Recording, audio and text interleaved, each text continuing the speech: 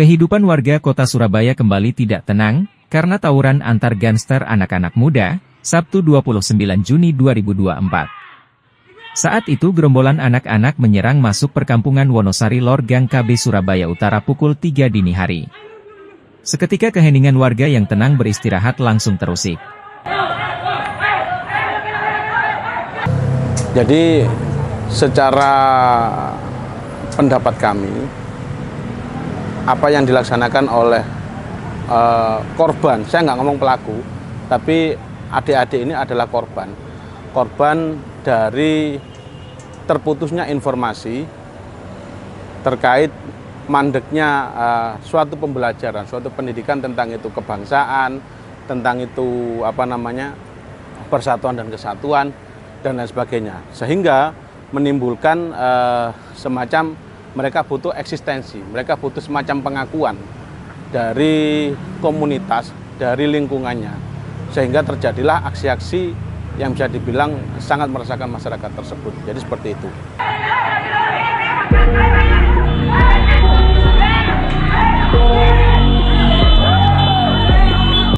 Meskipun tidak ada laporan korban jiwa dan luka, peristiwa ini sudah memberi pelajaran bahwa hendaklah tidak berpergian sendiri saat tengah malam. Sebab siapapun bisa menjadi korban salah sasaran dari aksi brutal gangster anak-anak ini. Atas peristiwa itu, belum ada laporan tindakan polisi. Sejumlah warganet di media sosial pun menyampaikan kekhawatirannya terkait keberadaan gangster. Meskipun belum jelas kebenaran atas peristiwa itu, mereka berharap wali kota Surabaya dan polisi harus bertindak tegas.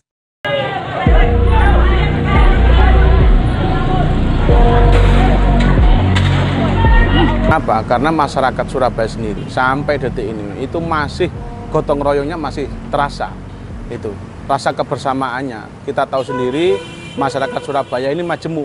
Bukan hanya masyarakat Jawa, tetapi ada Madura, ada masyarakat Padang, masyarakat Ambon, dan juga bisa dibilang Surabaya adalah nuansa kecil di Indonesia.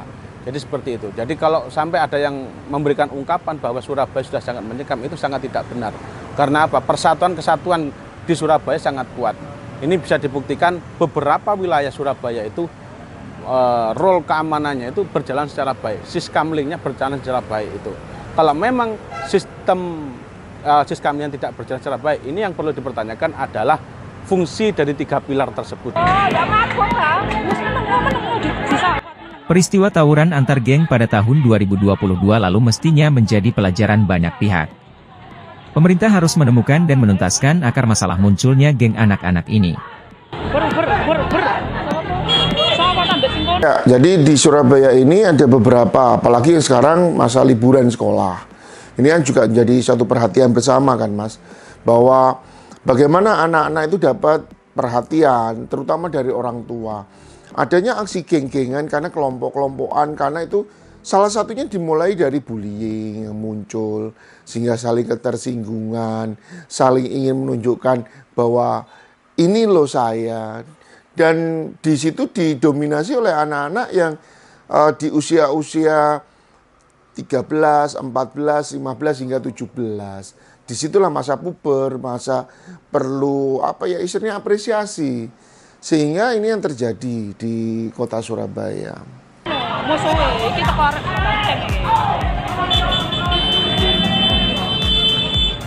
Secara umum, perilaku gangster dianggap sebagai perilaku patologis atau abnormal anak-anak muda pendamba eksistensi yang dekat dengan kriminalitas. Faktor ekonomi dan faktor subkultur yang menyebabkan perilaku yang ingin tampil eksis atau membuktikan keberadaan dirinya.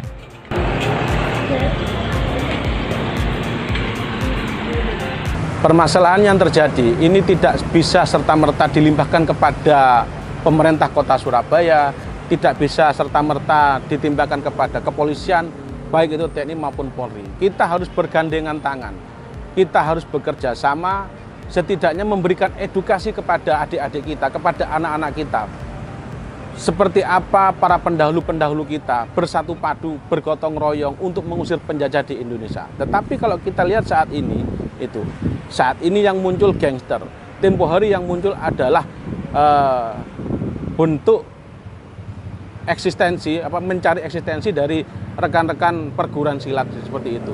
Jadi harapan kita itu nantinya adalah semua warga Surabaya itu bergandengan tangan, kita memberikan edukasi yang baik, edukasi yang benar, baik dan benar kepada para generasi muda. Seperti iki lho, contohnya wong Surabaya iki lho, tepo seliro. Seperti iki lho, contohnya wong Surabaya gotong royong. Seperti iki lho, contohnya wong Surabaya ini bersatu padu menjaga kotanya, bersatu padu menjaga lingkungannya, bersatu padu bertanggung jawab terhadap generasi muda di wilayahnya masing-masing. Jadi seperti itu. Anak-anak marginal yang lahir dari kalangan ekonomi menengah ke bawah berharap eksis dengan melakukan tindakan-tindakan patologis. Kondisi ekonomi itu menguatkan posisi mereka yang hidup serba tidak adil. Ditambah lagi dengan provokasi konten-konten menyimpang di media sosial sehingga muncul keinginan lebih besar untuk membuktikan diri melalui aktivitas bersama kelompok-kelompok yang liar. Hasilnya, anak-anak muda yang tergabung dalam gangster yang kerap mempertontonkan kekerasan di medsos, serta mengekspresikan diri dengan melakukan hal-hal di luar nalar.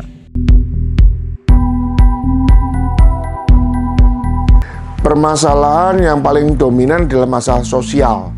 Jadi di permasalahan sosial ini yang mengakibatkan anak-anak, ya tadi loh, kalau kita ngomong bahwa dia di rumah tidak mendapatkan kenyamanan, dia tidak mendapatkan haknya dia sebagai anak, dia tidak dapat pengakuan dari orang tua terhadap posisi sebagai anak, ya inilah yang akan terjadi. Apalagi yang sekarang selain tadi ada geng-gengan, terus ada yang fenomena pernikahan dini yang dalam artian lamaran di usia 12 tahun di Surabaya sebelah utara, terus terjadinya pelecehan, terjadinya bullying. Nah inilah yang menjadi suatu hal yang kompleks. Kalau kita mau runtun, ya tadi pendekatan secara psikologi dan sosiologi terhadap masyarakat ini yang perlu dikedepankan. Anak-anak muda sangat perlu wadah untuk menyalurkan sikap patologis tapi yang positif. Wadah kegiatan yang memungkinkan mereka tetap mendemonstrasikan perilaku sok jagoan.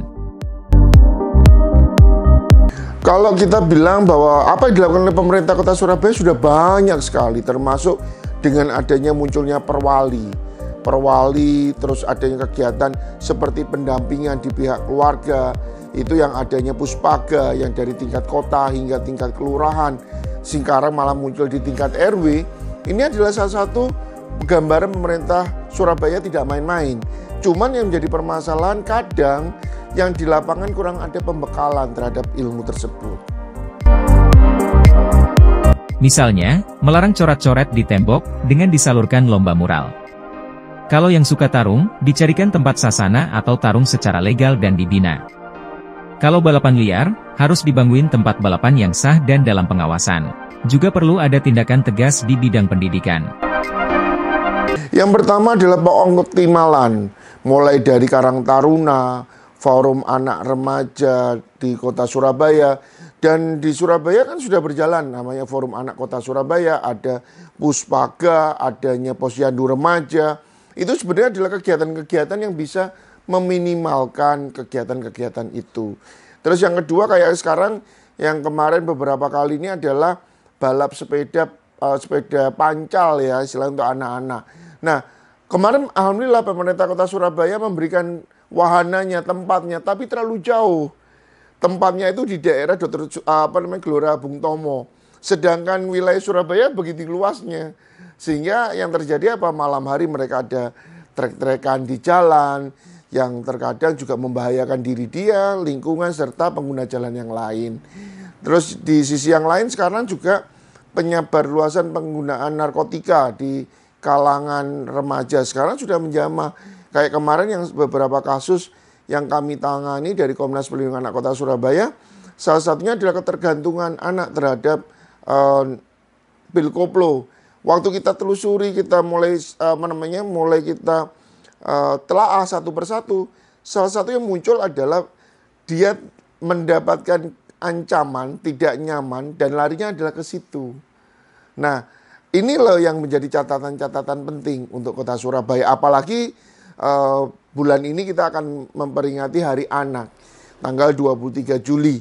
Sehingga harapan kami bahwa anak-anak di Kota Surabaya akan mendapatkan haknya secara penuh, mendapatkan fasilitas dia sebagai penerus generasi bangsa di masa ke depan sambil menyambut